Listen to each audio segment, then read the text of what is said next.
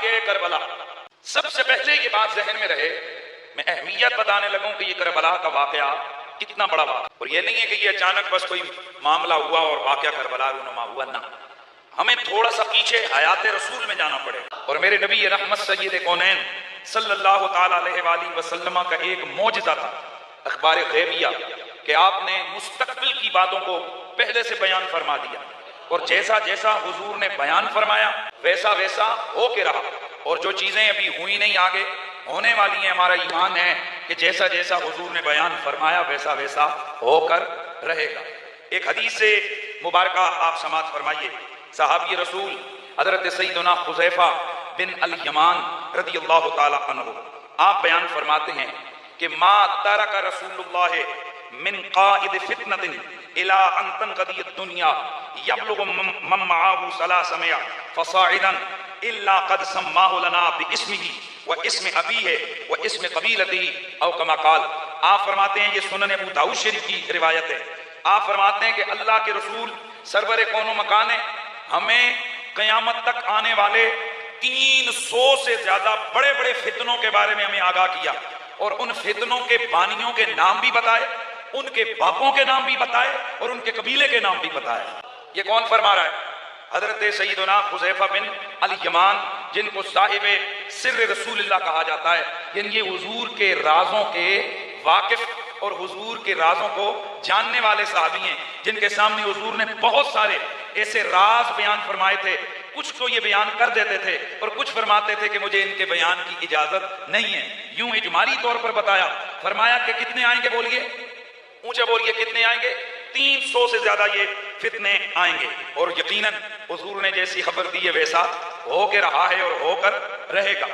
وہ جن فتنوں کے بارے میں اللہ کے رسول نے یہ خبریں دی، ان میں سے ایک فتنہ ایسا تھا کہ جو حضور کے وصال با کمال کے کچھ عرصہ بعد سن 60 ہجری کے آخر میں وقوع پذیر ہونے والا تھا۔ وہ فتنہ کس قدر خطرناک تھا، اب ہم ذرا دیگر حدیث کی کتابوں کی طرف دیکھیں گے، بڑے توجہ سے انشاءاللہ آپ سنیں گے، میں آپ کو کربلا تک پہنچاؤں گا، پھر آپ کو پتہ چلے گا کہ حسین پاک کیوں کربلا گئے تھے۔ یہ قرآن و حدیث کو سامنے رکھ کر ہم نے عرض کرنا ہے۔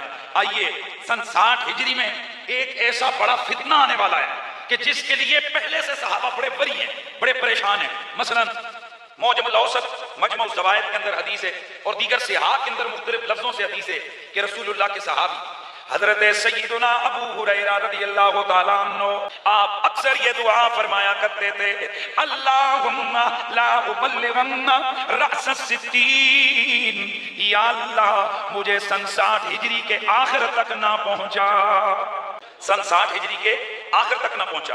اور ایک اور حدیث ہے جس میں آپ فرماتے ہیں، اعوذ باللہ من رأس الستین و امارت الصبیان، میں سن 60 ہجری کہ آخر سے اور میں عقل کے کچوں کی حکومت سے پناہ مانگتا ہوں۔ یہ کون کہتا ہے؟ حضرت سیدنا ابو ہریرہ، مصنف ابن ابی شیبہ کی حدیث ہے، حضرت ابو ہریرہ رضی اللہ تعالیٰ عنہ کان یمشی فی السوق ویقول اللہم، آپ بازار میں چلتے تھے اور یہ دعا پڑھا کرتے تھے، یا اللہ مجھے سن 60 نہ دکھا اور نہ مجھے لونڈوں کی حکومت دکھا۔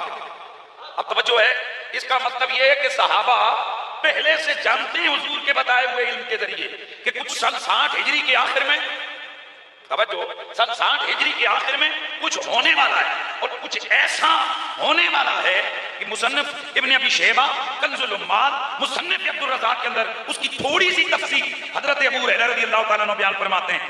آپ سے پوچھا گیا، بابا آپ کیوں دعا مانگتے ہیں سن 60 ہجری کے آخر سے؟ تو آپ فرماتے ہیں، ان قریب بربادی ہے کہ جب عقل کے کچوں کی حکومت ہوگی، اگر لوگ ان کی اطاعت کریں گے تو یہ ان کو جہنم میں داخل کروائیں گے، اور اگر ان کی مخالفت کریں گے تو وہ ان کی گردنوں کو کاٹیں گے۔ پتہ چلا کہ حضرت ابو ہریرہ رضی اللہ تعالیٰ عنہ پریشان ہیں کہ سن 60 ہجری کے آخر میں کوئی ایسی لونڈوں کی حکومت آنے والی ہے، کوئی ایسی لونڈوں کی حکومت آنے والی ہے کہ جو حکومت لوگوں کو جہنم میں داخل کرے گی اگر ان کی بات مانیں گے، اور اگر ان سے ٹکرائیں گے تو ان کے سروں کو اڑائیں گے۔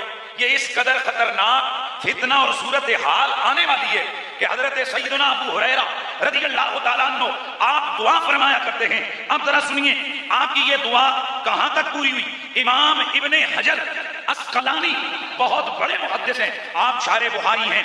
आप फरमाते हैं यशीरु इला खिलाफत यजीद इब्न मुआविया लिअन्नहु कान सना 60 मिन अल हिजरा वस्तजाब अल्लाहु दुआ अबी हुरैरा व माता क़ब्लहा बिसना। फरमाते हैं कि असल वजह ये थी कि सन 60 हिजरी के आखिर में यजीद बिन मुआविया की हुकूमत आने वाली थी, और ये ऐसा इस्लाम का, तारीख इस्लामी का सियाह तरीन बाब था।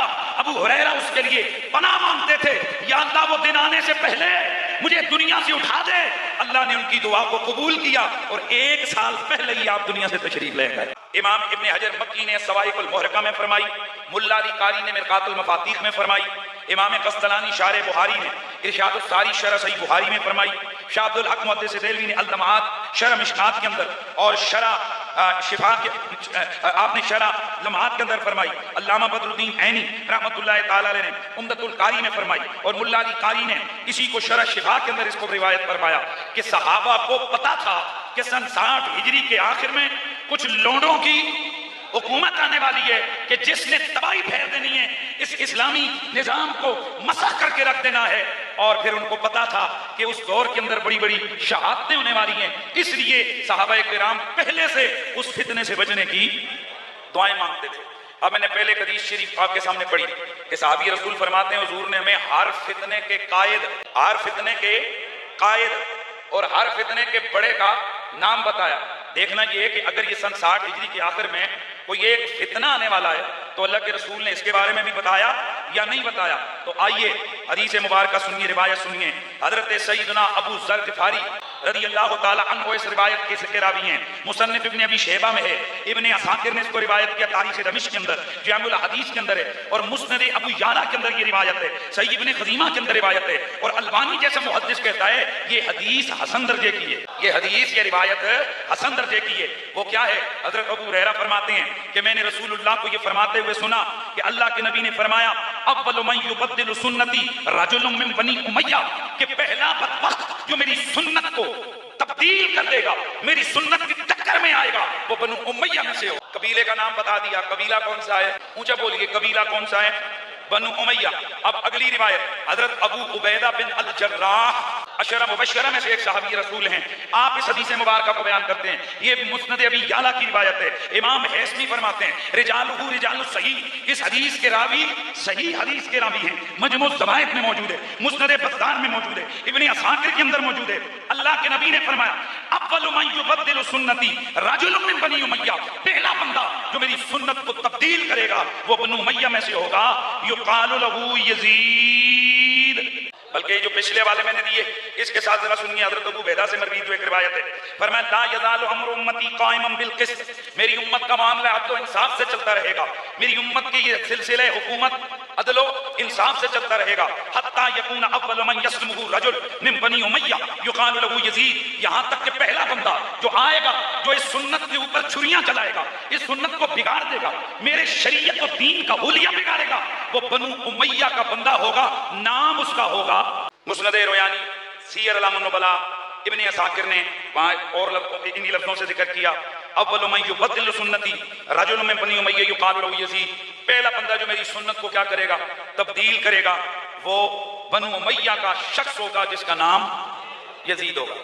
अब ये अहादीस को जब हम सामने इकट्ठा करते हैं तो पता चला सहाबा को ये भी पता था कि बनु उमय्या का एक लोंडा आएगा, नाम उसका यजीद पलीद लहीन मरदूद होगा, और ये भी पता था वो हुजूर की सुन्नत को तब्दील करेगा, ये भी पता था वो रसूलुल्लाह की शरीयत से टकरा जाएगा, ये भी पता था बड़ा बदबख्त होगा, ये भी पता था जो उसकी बातों में चले तो अपना आक़िबत खराब करेगा, और जो उसे टकराएगा उसका सर कलम किया जाएगा। इसलिए सहाबा इस फितने से बचने से पहले ये दुआ किया करते थे, या अल्लाह हमें वो दिन ही ना दिखा कि जिस दिन में तेरे रसूल की शरीयत का हुलिया हम आंखों से बदलता हुआ और बिगड़ता हुआ देखें और फिर हम कुछ कर न सकें। दोस्ताने गिरामी, ये आ गई पहली, ये आ गई उस मुकदमे की पहली बात। पता चला सन 60 हिजरी में आने वाला वो जो वाकया है वो इतना कोई नॉर्मल और आम वाकया नहीं कि जिसको बस यूं ही जाने दिया जाए।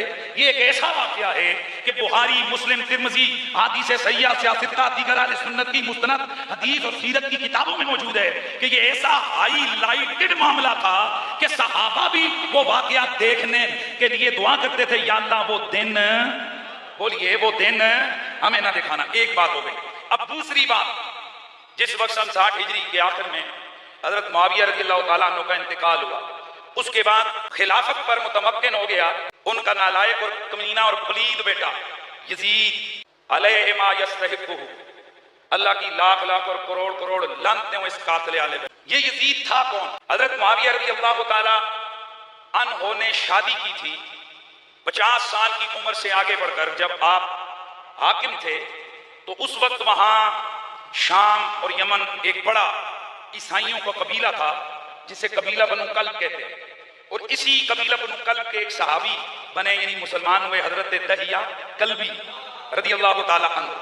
تو وہ جو قبیلہ بنو کلب تھا وہ بڑا مؤثر قبیلہ تھا. حضرت معاویہ نے سیاسی حالات کو سلجھانے کے لیے اس وقت حکمران اس قسم کی تدبیریں اختیار کرتے تھے کہ شادی کسی بڑے خاندان سے کر لی تاکہ نظام حکومت میں کوئی خلل نہ آئے. تو ان قبائل عرب عیسائی قبیلوں بالخصوص قبیلہ بنو کلب کی شرارتوں سے بچنے کے لیے حضرت معاویہ رضی اللہ تعالیٰ عنہ نے سیاسی طور پر شادی کر لی اس قبیلے کے سردار ابن بہدل کی بیٹی میسون کے ساتھ. یہ ابن بہدل کون ہے؟ عیسائی. وہ لڑکی کون ہے؟ لڑکی کی عمر ہے 20 سے کچھ اوپر. جناب حضرت معاویہ رضی اللہ تعالیٰ عنہ کی عمر ہے 50. شادی ہو گئی. یہ لڑکی دمشق میں آ گئی. ظاہر ہے وہاں پر دمشق کا ایک شاہانہ سلسلہ اور حضرت معاویہ کے دربار کا ویسے بھی ایک شاہانہ انداز تو مشہور ہے. حضرت معاویہ کے دربار کی وہ عالی شان انداز, اس بدوی عورت, وہ جو بدوی قبیلے سے تعلق رکھتی تھی اور غالباً دل میں کوئی اور بسایا ہوا تھا, اس لیے اس کا گزارا اس حکمرانی کے محل میں, شاہی محل کے اندر, حضرت معاویہ کے محل کے اندر اس کا گزارا نہ ہوا. چنانچہ وہ دل تنگ کرنے لگی اور اکثر فراق اور جدائی میں اپنے علاقے کو یاد کرتی اور کبھی کبھی اپنے چچا کے بیٹوں کو یاد کرتی. یوں ہی وہ اشعار پڑھا کرتی. ایک دل اس نے ایسے اشعار پڑھے کہ جن اشعار کے اندر جناب حضرت معاویہ کی بے ادبی کا عنصر نمایاں تھا, جس میں وہ اپنے قبیلے والوں کو یاد کرتے ہوئے حضرت معاویہ کی بے ادبی کر بیٹھی. اس نے وہ اشعار پڑھے جو تاریخ کے اوراق میں مرقوم ہیں, ایک دو نہیں درجنوں کتابوں میں وہ اشعار موجود ہیں. چونکہ میرا مقصود نہیں ورنہ میں وہ سارے اشعار پڑھتا, چونکہ ان میں ایک بے ادبی اور توہین کا پہلو ہے, لہذا میں اتنا ہی بتاتا ہوں کہ اس نے بے ادبی کے اشعار پڑھے. حضرت معاویہ نے ان اشعار کو خود سنا. پھر اس کے بعد ان کی لونڈی نے بھی انہیں خبر دی کہ یہ جو میسون ہے یہ روز رات کو چاند کو دیکھ دیکھ کے اشعار پڑھتی ہے جس کے اندر آپ کے خلاف اشعار ہوتے ہیں, اور اپنے قبیلے کے ماحول کو, کبھی ان کٹیوں کو, کبھی اپنے قبیلے کے ان صحراؤں کو یاد کرتی ہے. حضرت معاویہ نے جب اپنے کانوں سے اپنی توہین سنی تو آپ نے اس کو طلاق دے دی. بعض روایتوں میں ہے کہ یزید ابھی ابھی پیدا ہوا تھا اور بعض کتابوں میں ہے کہ یزید ابھی پیدا نہیں ہوا. چنانچہ یہ اپنے واپس گھر چلی گئی, وہیں پہ یزید پیدا ہوا. اور بعض روایتوں میں کہ یزید کو ساتھ لے کے چلی گئی. اب ذرا غور کیجیے یہ یزید کون ہے؟ پرورش ایک عیسائی عورت کے گھر میں, پرورش ایک عیسائی خاندان کے اندر, پرورش ایک عیسائیوں کی غالب اکثریت والے قبیلے میں ہو رہی ہے. وہ قبیلہ جو مسلمانوں سے بڑا تنگ ہے کیونکہ مسلمانوں کے ہاتھوں انہوں نے بڑی شکستیں کھائی ہوئی ہیں. اس قبیلے کے اندر اس یزید لعین مردود کی پرورش ہوتی ہے. مجھے سمجھ نہیں آتی, میں یہ کہنا نہیں چاہتا تھا لیکن میں کہتا ہوں کہ اس میسون نامی عورت سے یار لوگوں کا کیا پیار ہے کہ میں نے کئی لوگوں کو دیکھا کہ انہوں نے اپنی کتابوں کے اندر لکھا کہ وہ بڑی نیک تھی, بڑی پارسا تھی, بڑی فلانی تھی, بڑی ٹمکانی تھی. سوال یہ پیدا ہوتا ہے اس کے قصیدے پڑھ کر آپ نے کیا لینا ہے؟ انہی کے یہاں پلی بڑی وہیں پہ مری. اور کیریکٹر وائز میں اور نہیں کہتا, میں نے آپ کو بتا دیا جو اشعار پڑھے اب اس نے کیوں پڑھے واللہ عالم. اسی وجہ سے حضرت معاویہ نے اس کو طلاق دے کر اپنے گھر بھیج دیا باپ کے پاس. تو ہمیں تو یہی سمجھ آتا ہے کہ یہ جو یزید لعین کے کرتوت ہیں نا, ان کرتوتوں کے پیچھے یہ کوئی چھوٹا سا مسئلہ نہیں ہے کہ بھائی بندہ اٹھے اور چھوٹے چھوٹے بچوں کو بھی قتل کروا دے, مدینے پہ بھی حملہ کروا دے, شراب کی تعریفیں کرے, ام المومنین حضرت عائشہ کی طرف پیغام نکاح بھیجے, یعنی سیدھے سیدھے کافروں والے کام کرے. کیسے ہو سکتا ہے؟ میں آپ کو مقدمہ بتا رہا ہوں. ہو سکتا ہے کیوں کہ بھئی اس نے آنکھ کھولی عیسائیوں کے گھر, کھایا عیسائیوں کے گھر, پیا عیسائیوں کے گھر, جو کچھ زندگی گزاری ابتدائی عیسائیوں کے گھر. آپ کو پتہ ہے کہ کچے دماغ کے اندر جو لکھ دو جو ڈال دو وہی بیٹھ جاتا ہے. تو ان لعینوں نے یقیناً اس پلید کے ذہن میں یہ ڈالا ہوگا کہ تمہارے بڑوں کو محمد عربی کے خاندان میں حضرت علی نے قتل کیا ہے. یار انہوں نے ڈالا ہوا تو تھا کہ جب یہ لعین مردود جس وقت یہ معاذ اللہ کربلا کا واقعہ پیش آیا تو اس نے شراب کے نشے میں مست ہو کر اشعار پڑھے جس میں اس نے کہا تھا کہ آج اگر میرے وہ بدر کے مقتولین زندہ ہوتے تو وہ آج دیکھتے کہ میں نے محمد کی آل سے چن چن کے کیسے بدلہ لیا ہے. سارے استغفر اللہ پڑھو. تو یہ مقدمہ بیان کرنا بڑا ضروری ہے چونکہ آگے چل کر بہت ساری چیزیں ہمارے سامنے بڑی واضح ہونی ہیں. تو یہ ہے یزید. سمجھ آ رہی ہے یزید کون ہے؟ اچھا ظاہر ہے بیٹا تھا حضرت معاویہ کا، واپس آیا. ماں شاعرہ تھی، اس کو بھی شعر بڑے اچھے آتے تھے. کس کو بولو؟ اچھا کئی لوگوں کو اور کچھ نہیں ملا تو جن شعراء نے اس کی زندگی کے حالات میں لکھا کہ بڑے اچھے شعر کہتا تھا وہ کہتے ہیں جی بہت اچھا شاعر اور ادیب تھا. اور بات سنو، ادیب اور شاعر ہونے سے بدماشی نہ خنہ ہونے کا کیا تعلق ہے؟ میری بات سمجھ آئی؟ یعنی وہ کہتے ہیں جی فلاں امام نے لکھا کہ یہ بڑا اچھا شاعر تھا اور بڑا ادیب تھا. بھئی ادیب کا مطلب ہے وہ دیہات، عرب کے دیہات میں رہا، اس کی زبان بڑی اچھی تھی، اچھے شعر پڑھتا تھا. اور اگلی بات نہیں بتائیں گے یہ مردود آپ کو، اس کی ساری شاعری اللہ کی توحید میں نہیں ہے، حضور کی رسالت کی شان میں نہیں ہے، صحابہ اور اہل بیت کی عظمت، قرآن کی حقانیت یا اسلامی شاعر کی عزت پر نہیں ہے. اس کی ساری شاعری شراب کی تعریف میں ہے. بولو جتنے یہاں محقق لوگ ہیں یا میری تقریر بعد میں سنیں گے وہ خود تحقیق کر لیں کہ جو شعراء عرب کے حوالے سے تحقیق کی گئی ہے کہ کس کس شاعر نے کس کس معاملے میں اچھے شعر گئے، تو شراب کی تعریف میں جس شاعر نے سب سے اچھے شعر گئے، دیکھیں نا جی جس میں جو کمال ہو. وہ ایک دفعہ میں نے ایک بدبخت تھا اس کے بارے میں کہہ دیا، میں نے کہا یار وہ اچھا بولتا ہے، تو کسی نے کہا دیکھیں قریشی صاحب نے بھی تعریف کر دی. میں نے کہا بھائی اچھے بولنے سے حق پہ ہونے کا کیا تعلق؟ ایک بندہ کہے جی فلانا کتا بڑا چنگا بھونکتا ہے، تو کیا اس کا یہ مطلب ہے کہ وہ کتے کو حلال کہہ رہا ہے؟ اور بھائی کتے کا حرام ہونا حلال ہونا اور مسئلہ ہے، اس کا چنگا بھونک لینا، اس کا جا کر گدڑ کو چنگی طرح سے پکڑ لینا یا اس کتے کا چنگا شکار کر لینا یہ اور مسئلہ ہے. اسی طرح یزید کا شراب کی شان میں شاعری کرنا اور بات ہے، اور اس کتے کا قاتل اہل بیت ہونا. یزید لعین جس وقت تخت نشین ہوا یہ اپنے پہلے شراب کے نشے میں تو پہلے ہی دھت رہتا تھا، اب اسے اقتدار کا نشہ بھی لگ گیا. لوگوں تم نے بھی سنا پڑا ہوگا سب نشوں سے بڑا نشہ اقتدار کا نشہ ہوتا ہے. یہ اقتدار کا نشہ بیٹے کے ہاتھوں باپ کو قتل کروا دیتا ہے، باپ کے ہاتھوں بیٹے کو قتل کرنے پر مجبور کر دیتا ہے. میرے دوستو یہ ایسا نشہ ہوتا ہے کہ جو بڑے سے بڑا الٹا کام بندے سے کروا دیتا ہے. یہ یزید پلید جب یہ حکمران بنا اسے پتا چلا کہ باقی لوگ تو کوئی ڈر کے مان گئے، کوئی رستے سے ہٹا دیے گئے، لیکن 4 لوگ ایسے ہیں کہ جن کی طرف سے انکار ہی انکار ہے. چنانچہ اس نے مدینہ منورہ کے اندر موجود اپنے گورنر ولید بن عتبہ کی طرف خط لکھا، تاریخ طبری کے اندر موجود ہے. اس نے لکھا کیا کہنے لگا؟ فخذ حسینا وعبد اللہ ابن عمر وعبد اللہ ابن زبیر بالبیعۃ اخذا شدیدا لیست فی رخصہ. کہنے لگا میں اور کچھ نہیں جانتا، جیسے بھی ہیں کیسے بھی ہیں ان 4 کو بلا، ان کو بلا کر سختی سے ان کی بیعت لے. اگر بیعت کریں تو ٹھیک ہے، وگرنہ ان کا سر تن سے جدا کر دیا جائے. گرامی المرتبہ حاضرین، عبداللہ بن زبیر بڑے عقل مند سیانے آدمی، وہ پہلے ہی مکہ شریف تشریف لے گئے. یوں ہی حضرت عبداللہ بن عباس بھی حضرت عبداللہ بن عمر سے دھوکے سے بیعت کروا لی گئی. دھوکہ دے کر ان کو یوں دھوکہ دیا گیا کہ حضرت آپ بیعت کریں، کیونکہ حسین عبداللہ بن زبیر اور عبداللہ بن عمر نے تو پہلے ہی بیعت کر لی ہے. آپ نے فرمایا اور جب نبی کے شہزادے نے بیعت کر لی تو عمر کا بیٹا وہ بھی اسی دلیل سے بیعت کرتا ہے جس دلیل سے حسین ابن علی نے کی ہے. حالانکہ امام علی مقام رضی اللہ تعالیٰ عنہ آپ سے جب کہا گیا کہ آپ بیعت کیوں نہیں کرتے، آپ نے ایک ایسا جملہ بولا کہ جس جملے نے تاریخ رقم کر ڈالی. آپ مسکرائے، فرمایا او حاکم مدینہ مجھ جیسے یزید جیسوں کی بیعت نہیں کیا کرتے. مجھ جیسوں کے لیے یزید جیسوں کی بیعت کرنا جائز نہیں ہے. وہ جملہ تو ایک ہے امام کا، لیکن اس کی اگر شرح کرو تو کئی جلدیں کتاب بن جائے. حسین پاک کے کہنے کا یہ مطلب تھا ایک طرف وہ عیسائی ماں کا بیٹا، عیسائی نانے کا نواسا، لجا لفنگا شرابی، ماں سے نکاح کر اجازت دینے والا، بیٹیوں سے نکاح کی اجازت دینے والا، شراب کی حلت کا قول کرنے والا، سری حرام کاموں کا ارتکاب کرنے والا، وہ بدبخت گئے۔ اس کی بیعت کرنے کا مطلب تو یہ گئے کہ نانے کا دین اس کے ہاتھوں میں دے دیا جائے، اس کی حکمرانی ماننے کا مطلب تو یہ گئے کہ وہ جو کر رہا ہے میں اسے درست سمجھ رہا ہوں۔ چنانچہ فرمایا حسین جیسے یزید جیسوں کی بیعت نہیں کیا کرتے۔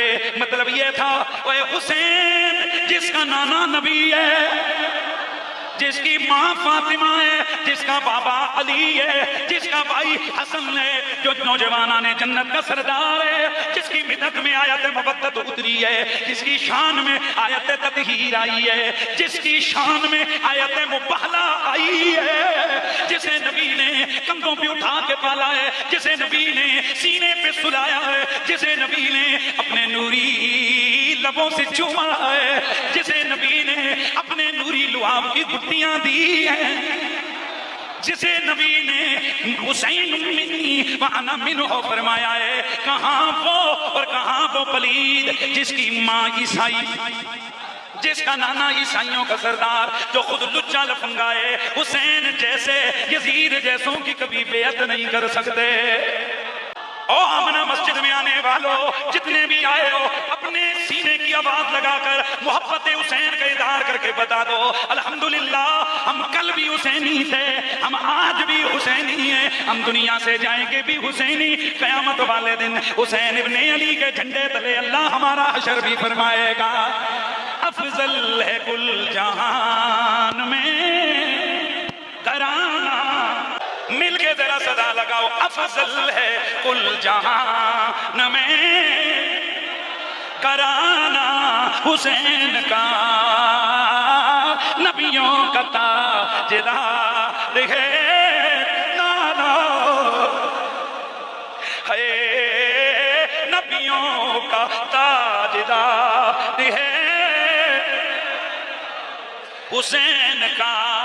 ایک پل تھی جہان میں حکومت یزید کی، اب صدیاں حسین کی۔ او میرے ربا تو گواہ ہو جاؤ، او فرشتوں تم گواہ ہو جاؤ، او کرامن کاتبین تم لکھ لو، او آمنہ مسجد کے در و دیواروں او تم گواہ ہو جاؤ، او نبی کا کلمہ پڑھنے والوں تم گواہ ہو جاؤ۔ ہم پر سر منبر سینہ تان کر کہتے ہیں صدیاں حسین کی ہیں،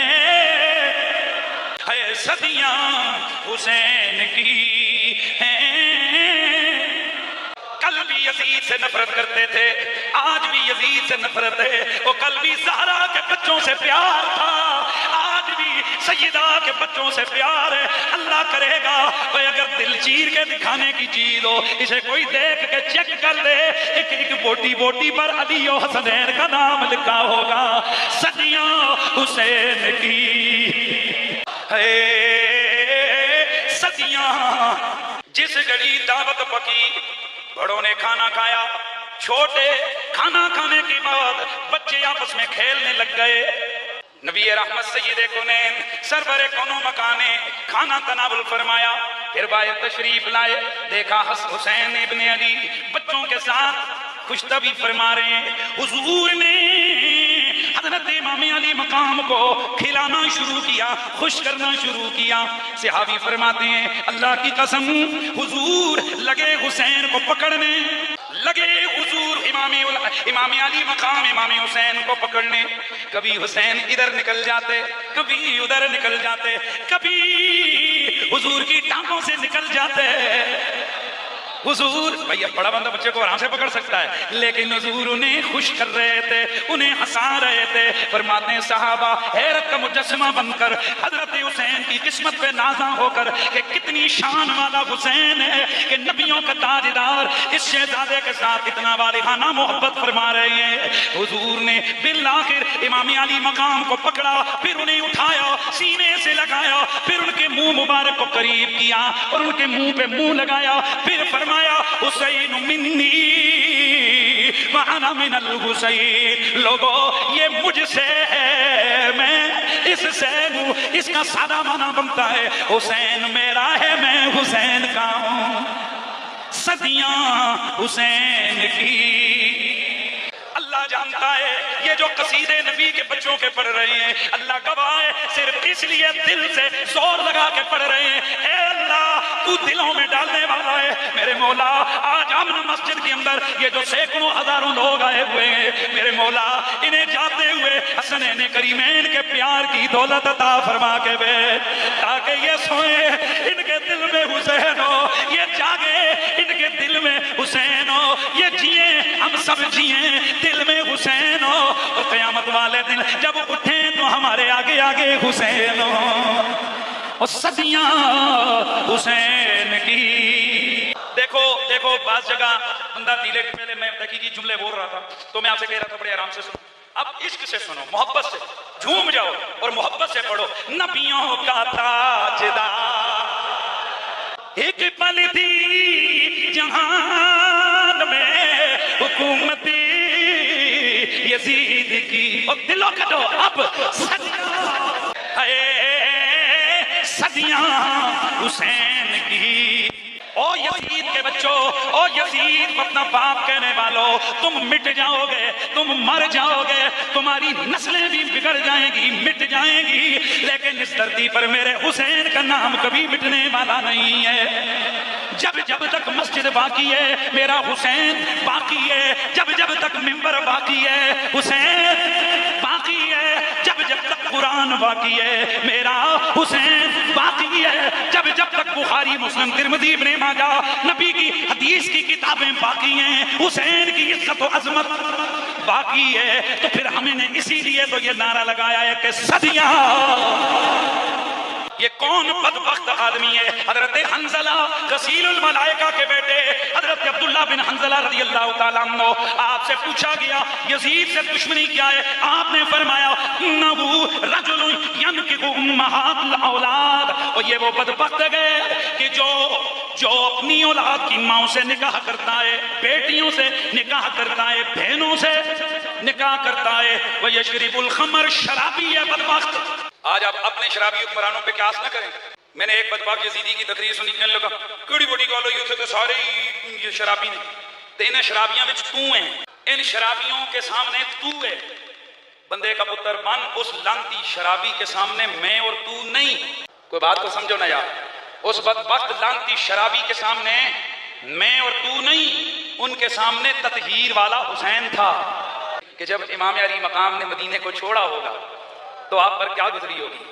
मेरे नबी का कलमा पढ़ने वालों, जिस हस्ती का जिंदगी का एक बड़ा वक्त मदीने की गलियों में गुजरा हो, वह जिसने मदीने की गलियों में वक्त गुजारा हो, वह जिसका नाना मदीने के अंदर हो, जिसकी माँ जन्नतुल बकी में मदफून हो, आज उसे अगर मजबूरन वहां से निकलना पड़ा होगा तो उन पर क्या बीती होगी।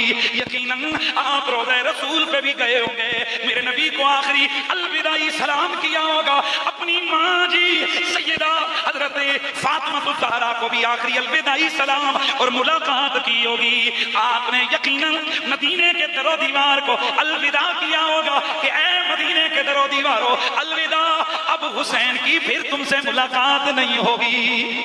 नाना आपके कंधों पे खेलने वाला हुसैन, आपकी लुहार को अपनी बुद्धि बनाने वाला हुसैन, आपसे मोहब्बत प्यार करने वाला हुसैन, उंगली पकड़ के जिसको चलाया आपका वो हुसैन आपको अलविदा कर रहा है। ए मेरे शोहर नामदार, मुझे अगर इजाजत दे दो, तुम मेरे शोहर हो, मेरे सर के ताज हो, लेकिन मेरी माँ सय्यदतुन निसाइल आलमीन की नसीहत है, मैं चाहती हूँ कि मैं अपने भाई हुसैन के साथ सफर में शामिल हो जाऊँ, और मैं ये चाहती हूँ कि ये जो दो मेरे छोटे छोटे शहजादे और मोहम्मद ने ये भी मेरे साथ चले जाए। शोहर ने फरमाया ज़ैनब, मैं कौन होता हूँ जो माँ बेटी की वफाओं की अदाओं में हाइल हो, जाओ मेरी तरफ से इजाजत है, जिधर हुसैन हो उधर तुम जाओ। अल्लाह ने चाहा मैं भी देखूंगा, मैं भी जल्द अज जल्द आपसे मिलने की कोशिश करूंगा, लेकिन आज मदीने की गलियों को शायद पता नहीं, आज हजरत ज़ैनब के शौहर नामदार को शायद पता नहीं कि जब ज़ैनब लौट के आएगी तो हुसैन साथ नहीं होगा। ये मेरी तीसरी बात थी। आगे क्या हुआ इंशाअल्लाह अज़ीज़ तसलसल के साथ इंशाअल्लाह बाहवाला गुफ्तगू हमारी होगी।